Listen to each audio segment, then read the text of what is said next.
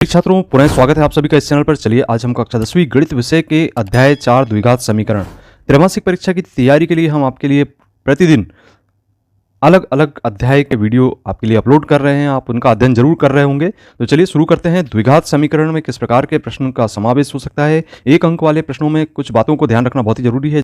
हम देख रहे हैं यहाँ पे द्विघात समीकरण का व्यापक रूप। तो यहाँ पे ax² धन bx धन c बराबर 0, जहां a बराबर नहीं है 0 और abc वास्तविक संख्याएं हैं। अब यहाँ पे द्विघात समीकरण को हल करने के लिए आपको एक सूत्र याद रखना होता है, जिसको कि लिखते हैं x बराबर ऋण b धन ऋण करनी b का वर्ग ऋण 4ac बटे 2a। और द्विघात समीकरण के कितने मूल होते हैं, तो यहाँ पे जितने हल होंगे उतने मूल होंगे। तो यहाँ पे द्विघात समीकरण के 2 हल हैं तो 2 मूल प्राप्त होंगे। और द्विघात समीकरण में चर राशियों की अधिकतम घात 2 होती है, क्योंकि ax² लिखा रहता है। और इसके बाद विविक्तिकर के सूत्र की बात करते हैं तो जो b का वर्ग ऋण 4ac है उसको हम d से दर्शाते हैं। विविक्तिकर की स्थिति का जब हम बात करते हैं तो यहाँ पे इसके मूलों की प्रकृति जिसको हम कहते हैं उसके लिए कुछ इस प्रकार से हमें ध्यान रखना होता है। यदि d का मान 0 से बड़ा है तो इस स्थिति में हम देखते हैं कि जब मान रख के हल करते हैं तो चिन्ह हमें धनात्मक प्राप्त होते हैं, और उस स्थिति में हम कहते हैं कि भिन्न वास्तविक मूल हैं। और यहाँ पे मूलों की जो संख्या है वह हमें 2 प्राप्त होती है। इसी प्रकार से यदि d का मान 0 के बराबर यदि प्राप्त हो जाता है तब उस स्थिति में हमें बराबर और वास्तविक मूल प्राप्त होते हैं, 2 मूल प्राप्त होते हैं। और अंत में यहाँ पे d का मान यदि 0 से छोटा प्राप्त होता है अर्थात ऋणात्मक मान प्राप्त होता है तो इस स्थिति में हम कहते हैं कि कोई भी वास्तविक मूल नहीं है और यहाँ पे मूलों की संख्या 0 होती है। तो ये प्रश्न इस प्रकार के समावेश हो सकते हैं। समीकरण 3x की घात 2 ऋण 2x धन 1/3 का विविक्तिकर ज्ञात करना हो तो इसमें इसका मान 0 के बराबर प्राप्त होता है। इसीलिए इसी के साथ साथ यहाँ पे द्विघात समीकरण यहाँ पे देख रहे हैं आप, इनके विविक्तिकर ज्ञात करना हो तो आपको इसके लिए b का वर्ग ऋण 4ac का उपयोग करते हुए यहाँ abc के मान रखते हैं और विविक्तिकर ज्ञात करते हैं। a का मान 2, b का मान ऋण 4 और c का मान 3 रखते हैं तो हमें यहाँ पे विविक्तिकर ऋण 8 ज्ञात हो जाता है। इसी प्रकार से प्रश्न क्रमांक 9 में जैसा देख रहे हैं द्विघात समीकरण 2x² ऋण 3x धन 5 बराबर 0 है तो मूलों की प्रति विविक्तिकर से ज्ञात करते हैं तो कोई वास्तविक मूल नहीं होता है। और यहाँ पे 10वें नंबर पे देख रहे हैं 2 क्रमागत धनात्मक पूर्णांक क्रमशः x तथा x धन 1 होते हैं, और यहाँ पे सम और विषम पूर्णांक x तथा x धन 2 होते हैं। अब यहाँ पे अगला प्रश्न है, यहाँ पे विविक्तिकर ज्ञात करने वाले कुछ ऐसे ही प्रश्न परीक्षा में पूछे जाते हैं और यहाँ पे ये भी चेक करने को आता है कि क्या ये द्विघात समीकरण है अथवा नहीं है। चलिए अब किस प्रकार के वस्तुनिष्ठ प्रश्न कैसे कैसे प्रश्न पूछे जा सकते हैं उसकी बात करते हैं, उसका अध्ययन करते हैं। तो यदि पहला प्रश्न है, यदि द्विघात समीकरण ax² धन bx धन c के मूल समान हो तो समीकरण के विविक्तिकर का मान होगा। जब मूल समान होते हैं उस स्थिति में विविक्तिकर का मान हमेशा 0 के बराबर होता है। इसके बाद दूसरा है समीकरण x² धन x ऋण 1 बराबर 0 के मूलों की प्रकृति क्या होगी, तो इसको हम b का वर्ग ऋण 4ac के द्वारा हल करते हैं और देखते हैं कि यदि इसका मान 0 से बड़ा प्राप्त होता है विविक्तिकर का तो उस स्थिति में हम कहते हैं मूल वास्तविक और भिन्न प्राप्त होंगे, तो बी ऑप्शन इसका सही होगा। अगला प्रश्न है तीसरे नंबर का, किसी द्विघात समीकरण में चर के अधिकतम घात होती है। तो जैसा कि हमने ऊपर बताया था कि इसमें चर की अधिकतम घात 2 होती है और किसी द्विघात समीकरण का विविक्तिकर का सूत्र होता है d बराबर b का वर्ग ऋण 4ac, तो ए ऑप्शन इसका बिल्कुल सही होगा। अगला प्रश्न है 5वें नंबर का, निम्नलिखित में से किस द्विघात समीकरण के मूल वास्तविक होंगे। तो आपको प्रत्येक द्विघात समीकरण को हल करके देखना होगा। इसमें ए ऑप्शन बिल्कुल सही है, x² धन 9x धन 4 बराबर 0। इसके बाद प्रश्न क्रमांक 6, जैसे कि हम देख रहे हैं कि द्विघात समीकरण है, इसके मूल होंगे तो यहाँ पे इसको मूल ज्ञात करने के लिए हमें समीकरण को हल करना पड़ेगा, तो इसका ए ऑप्शन बिल्कुल सही आएगा। इसके बाद निम्नलिखित में कौन एक वर्ग समीकरण नहीं है, तो प्रत्येक समीकरण को हम हल करके देखेंगे और देखेंगे कि क्या वह वर्ग समीकरण प्राप्त हो रहा है, और अगर नहीं हो रहा है तो उसमें ये जो ए ऑप्शन है ये वर्ग समीकरण प्राप्त नहीं होगा। इसके बाद चलिए 8वां नंबर का प्रश्न है, यदि 1/3 वर्ग समीकरण x² धन kx ऋण 5/3 बराबर 0 का एक मूल है तो k का मान होगा। तो यहाँ पे हम k का मान ज्ञात करते हैं, तो k का मान ज्ञात करने पर हमें 14/3 प्राप्त हो जाता है, बी ऑप्शन। इसके बाद अगला प्रश्न है, k के किस मान के लिए वर्ग समीकरण x² धन 2kx धन k बराबर 0 के दोनों मूल बराबर होंगे, तो b का वर्ग ऋण 4ac बराबर 0 रख देंगे और उसको सरल करेंगे, तो सरल करने पर हमें इसका मान प्राप्त होगा सी ऑप्शन 0 और 1। इसके बाद चलिए 10वां प्रश्न है, यहाँ पे द्विघात समीकरण दिया है, इसके विविक्तिकर का मान ज्ञात करना है। विविक्तिकर का मान आपको b का वर्ग ऋण 4ac के द्वारा ज्ञात करना होता है, तो यहाँ पे हम इसको सरल करते हैं और सरल करने पर पाते हैं कि इसका मान हमें 28 के बराबर प्राप्त हो जाता है। इसके बाद 11वां नंबर का प्रश्न, द्विघात समीकरण के मूल होंगे, तो यहाँ पे द्विघात समीकरण दिया गया है तो इसके मूल आपको वास्तविक प्राप्त होते हैं। इसके बाद 12वां प्रश्न है, यहाँ पे द्विघात समीकरण के मूलों की अधिकतम संख्या होती है, तो इसमें बी ऑप्शन बिल्कुल सही है, 2 होगी। और यहाँ पे 13वां समीकरण x ऋण 1 की घात 2 बराबर 0 के हल हैं। तो इसके लिए हमें हल प्राप्त होते हैं। सी ऑप्शन बिल्कुल सही है, 1 हमें प्राप्त हो जाता है। और वर्ग समीकरण x की घात 2 ऋण 7x ऋण 60 बराबर 0 के मूलों की प्रकृति है। तो 14वें नंबर का प्रश्न में ए ऑप्शन बिल्कुल सही होगा, वास्तविक होगी। और 15वें नंबर का x² धन 5x बराबर 0 के मूल हैं। तो यहाँ पे 15वें नंबर में आपको इसके ऑप्शन प्राप्त होंगे 0 ऋण 5। तो ए ऑप्शन बिल्कुल इसका सही होगा। इसके बाद प्रश्न क्रमांक 16 है, जब वर्ग समीकरण ax² धन bx धन c बराबर 0 के मूल समान हो तो उस स्थिति में यहाँ पे इसका ए ऑप्शन बिल्कुल सही होगा, b का वर्ग बराबर 4ac। इसको हम b का वर्ग ऋण 4ac बराबर 0 भी लिख सकते हैं। चलिए अब रिक्त स्थानों की पूर्ति करने वाले प्रश्नों को देखते हैं कि किस प्रकार के प्रश्न यहाँ पे पूछे जा सकते हैं। तो पहला प्रश्न है यहाँ पे, एक समीकरण px बराबर 0 जहाँ px घात 2 का बहुपद हो खालिस्तान समीकरण कहलाता है। तो इसको हम कहते हैं द्विघात समीकरण। इसके बाद दूसरा प्रश्न है यहाँ पे, किसी द्विघात समीकरण के अधिकतम खालिस्तान मूल होते हैं। तो हमको जैसा कि ज्ञात है कि इसके 2 हल होते हैं तो 2 मूल प्राप्त होंगे। और समीकरण x ऋण 3 x धन 4 के मूल होंगे। तो यहाँ पे हम पक्षांतर करके मूल निकाल सकते हैं। x ऋण 3 बराबर 0 रखेंगे तो x बराबर हमें यहाँ से धन 3 प्राप्त हो जाएगा, और x धन 4 बराबर 0 रखेंगे तो x का मान यहाँ पे ऋण 4 प्राप्त हो जाएगा। तो 3 ऋण 4 इसके मूल होंगे। चौथा प्रश्न है, यदि किसी द्विघात समीकरण के मूल वास्तविक और समान हो उस समीकरण के विविक्तिकर का मान खालिस्तान होगा। तो इसका आंसर यहाँ पे होगा 0।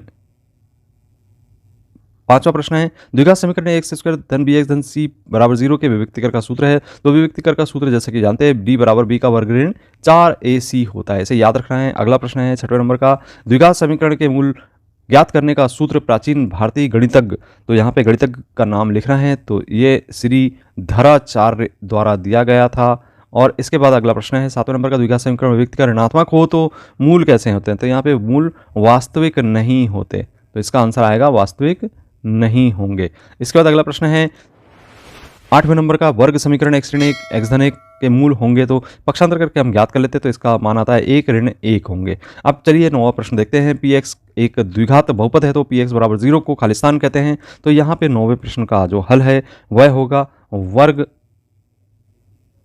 कहते हैं, वर्ग समीकरण कहते हैं। अब इसके बाद द्विघात समीकरण ax² धन bx धन c बराबर 0 के मूल ज्ञात करने के लिए सूत्र हमें लिखना है। तो x बराबर होता है ऋण b धन ऋण b का वर्ग ऋण 4ac बटे 2a के बराबर। इसके बाद अगला प्रश्न है यहाँ पे, यदि b का वर्ग ऋण 4ac बराबर 0 हो तो द्विघात समीकरण ax² धन bx धन c बराबर 0 के दोनों मूल खालिस्तान होंगे। तो यहाँ पे इसका हल लिखेंगे अपन, वास्तविक और समान होंगे। अब अगला प्रश्न है यहाँ पे 12वें नंबर का, द्विघात समीकरण x² धन x धन ऋण 1 बराबर 0 के मूलों की प्रकृति होगी। तो इसका आंसर होगा वास्तविक एवं भिन्न, वास्तविक एवं भिन्न। तो ये 12वें का आंसर है। अगला यहाँ पे आपको दिख रहा है प्रश्न क्रमांक 3, जिसमें सही जोड़ी बनाने को कहा गया है। तो सही जोड़ी बनाते हैं हम। यहाँ पे किसी द्विघात समीकरण के विविक्तिकर यदि d का मान 0 से बड़ा है तो इसका बी ऑप्शन बिल्कुल सही जोड़ी बनाना है आपको, मूल वास्तविक तथा भिन्न होंगे। इसका दूसरा है, यदि ax² धन bx धन c बराबर 0 के मूल समान है तो मूल समान होने की स्थिति में आपको देखते हैं कि b का वर्ग ऋण 4ac बराबर 0 होता है। इसके बाद तीसरा है कि द्विघात समीकरण x² ऋण 1 बराबर 0 के मूल है, तो इसके 2 मूल प्राप्त हो रहे हैं, 1 और ऋण 1। इसके बाद है द्विघात समीकरण x ऋण 3 के मूल होंगे तो 0 और 3 इसके मूल होंगे। इसी प्रकार से द्विघात समीकरण x ऋण 3 की घात 2 बराबर 0 के मूल होंगे। तो यहाँ पे 3 इसके आंसर निकल आते हैं। इसके बाद एक शब्द में उत्तर देने वाले प्रश्न हैं। तो एक शब्द में उत्तर देने वाले प्रश्न में पहला प्रश्न है, समीकरण x² धन bx धन c बराबर 0 में b का वर्ग ऋण 4ac क्या कहलाता है। तो इसे हम कहते हैं विविक्तिकर कहते हैं, विविक्तिकर कहते हैं। इसके बाद अगला प्रश्न है यहाँ पे दूसरे नंबर पे, यदि किसी द्विघात समीकरण के मूल वास्तविक और समान हो तो समीकरण के विविक्तिकर का मान कितना होगा। तो यहाँ पे विविक्तिकर का मान 0 होगा। प्रश्न है, यदि किसी द्विघात समीकरण के विविक्तिकर का मान ऋणात्मक हो तो समीकरण के मूलों की प्रकृति कैसी होती है। तो मूल वास्तविक नहीं होंगे, इसके मूल वास्तविक नहीं होंगे। चौथा दिख रहा है, यदि किसी द्विघात समीकरण के विविक्तिकर का मान धनात्मक हो तो मूल कैसे होते हैं। तो मूलों की प्रकृति के बारे में बताना है। तो मूल वास्तविक और भिन्न होंगे, वास्तविक और भिन्न दोनों बातें आएंगी। इसके बाद अगला प्रश्न है यहाँ पे द्विघात समीकरण का मानक रूप लिखना है। तो द्विघात समीकरण का मानक रूप लिखने के लिए आप जैसा कि देख रहे हैं यहाँ पे ये द्विघात समीकरण का मानक रूप ही लिखा है एक्स स्क्वायर धन बी एक्स धन सी बराबर 0। इसके बाद द्विघात समीकरण एक्स स्क्वायर बी एक्स धन सी बराबर 0 का विभक्तिकर का सूत्र लिखना है। तो ये इसका सूत्र लिखेंगे डी बराबर बी का वर्ग ऋण 4ac। ये विभक्तिकर का सूत्र होगा। यदि किसी वर्ग समीकरण का विभक्तिकर धनात्मक पूर्ण संख्या हो तो उसके मूल कैसे होंगे? तो मूल यहाँ पे आपको बताना है वास्तविक एवं भिन्न होंगे।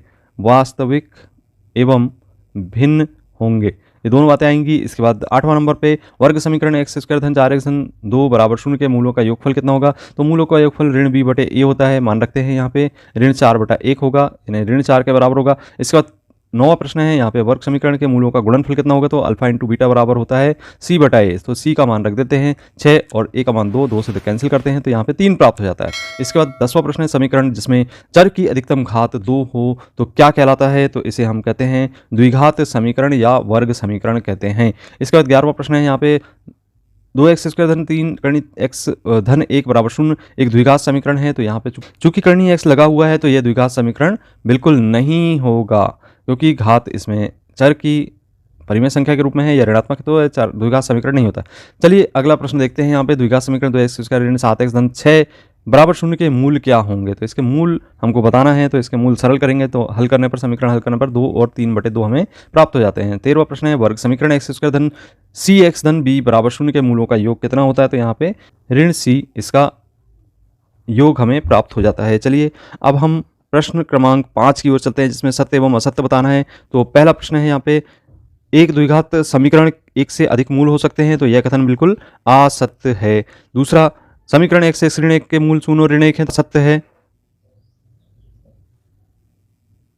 इसके बाद तीसरा है समीकरण एक्स स्क्वायर ऋण 4x धन 4 के मूल समान होंगे, तो यह कथन बिल्कुल सत्य होगा। इसके बाद a धन b बराबर 0 एक द्विघात समीकरण है, तो यह कथन असत्य है क्योंकि घात 1 दी गई है, ये रैखिक समीकरण है। इसके बाद 5वें नंबर पे वर्ग समीकरण में चर की अधिकतम घात कुछ भी हो सकती है, तो वर्ग समीकरण में चर की अधिकतम घात यहाँ पे 2 होती है, इसलिए यह कथन असत्य है।